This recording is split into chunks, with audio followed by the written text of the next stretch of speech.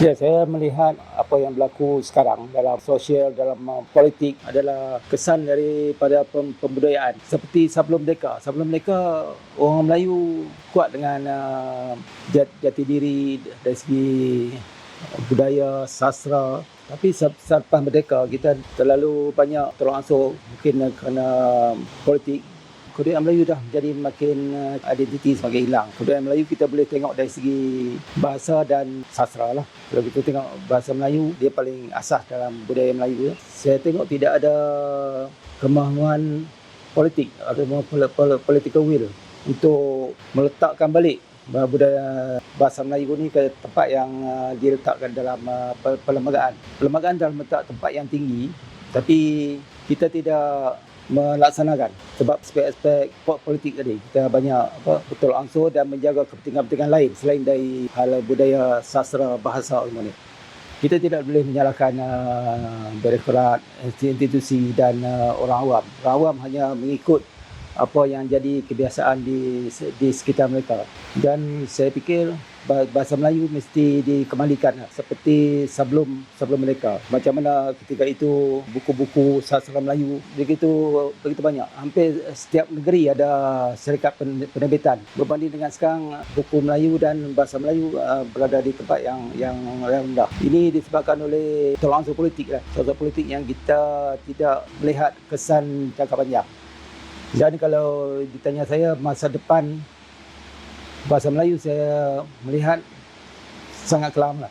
Sebab sekarang dengan dasar langit terbuka dengan komunikasi yang tidak bersepadan, kita telah menjadi masa pada globalisasi. Kita telah menjadi sebahagian dari kampung global. Kampung global yang tak ada bahasa Melayu.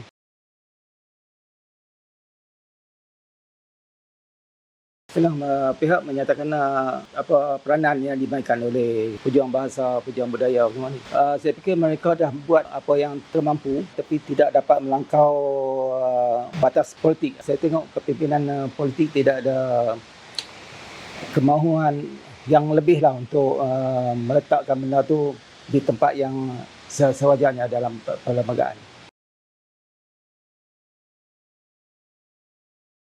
Saya melihat contoh di Indonesia.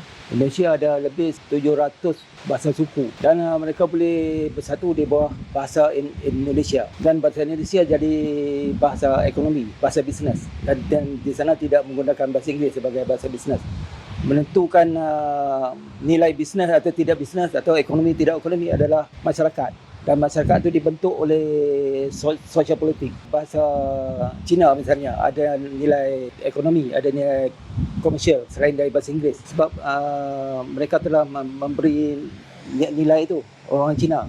Tapi orang Melayu tidak memberi nilai itu pada bahasa Melayu. Kalau nak diikutkan, orang Melayu majoriti. Dan kita boleh menentukan bahasa mana yang seharusnya jadi ekonomi dan komersial. Tapi kita tidak meletakkan. Dan Indonesia sudah berjaya membuktikan bahasa Indonesia, maksudnya bahasa Melayu juga, sebagai bahasa ekonomi, bahasa ilmu.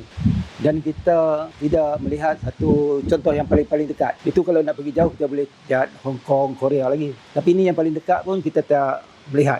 Dan kita cuba menyalahkan bahasa Melayu. Kenapa dia tidak komersial?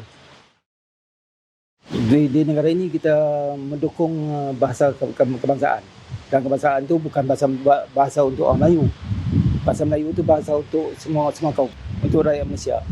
Dan generasi baru sepatutnya kena sedarlah kita duduk di negara yang mendukung bahasa Melayu. Dan masa depan bahasa Melayu terletak pada mereka yang akan meneruskan. Kalau mereka tidak menyelamatkan, yang ada dalam perlembagaan pun benda tu akan hilang. Kalau mereka sayang bahasa Melayu, kena tunjuk dekat diri sekarang. Kita tidak dapat bergantung pada perlembagaan. Perlembagaan tidak dapat menyelamatkan bahasa Melayu. Ini telah terbukti dalam 60 tahun selepas merdeka. Perlembagaan tidak menyelamatkan bahasa Melayu.